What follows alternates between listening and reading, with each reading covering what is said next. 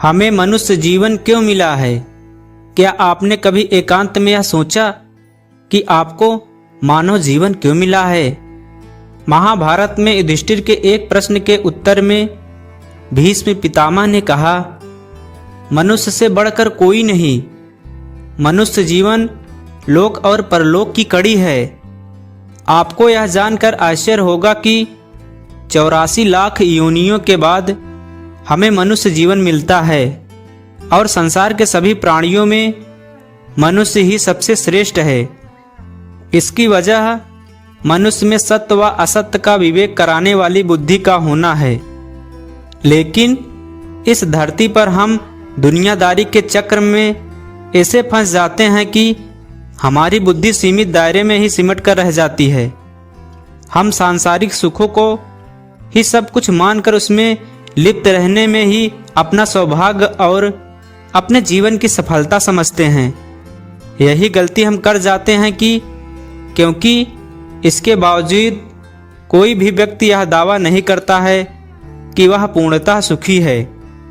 सच्चाई यह है कि हमें सामान्य मानव जीवन के उद्देश्य की पूर्ति के लिए निरंतर प्रयास करना चाहिए।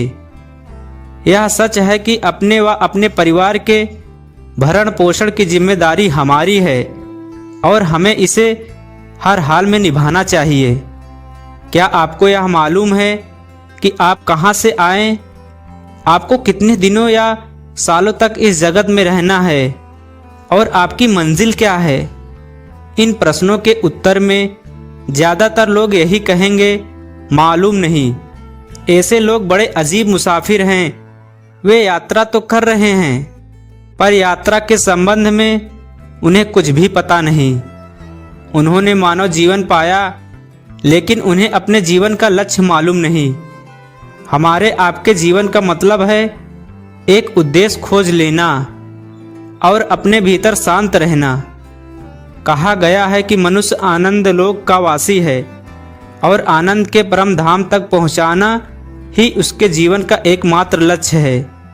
इसीलिए मनुष्य को इस संसार के मृग मरीचिका से निकलकर भव्य जीवन की प्राप्ति के लिए साधना के मार्ग को अपनाकर अपने कर्तव्य को पहचानना चाहिए और उसी में लीन होने के लिए साधारणतया रहने का संकल्प लेना चाहिए।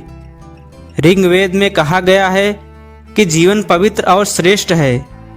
मनुष्य कर्मयोगी है। बस यह बात कर्मयोगी के हाथों में है कि वह अपने लिए किस लक्ष्य का चयन करता है। धन्यवाद।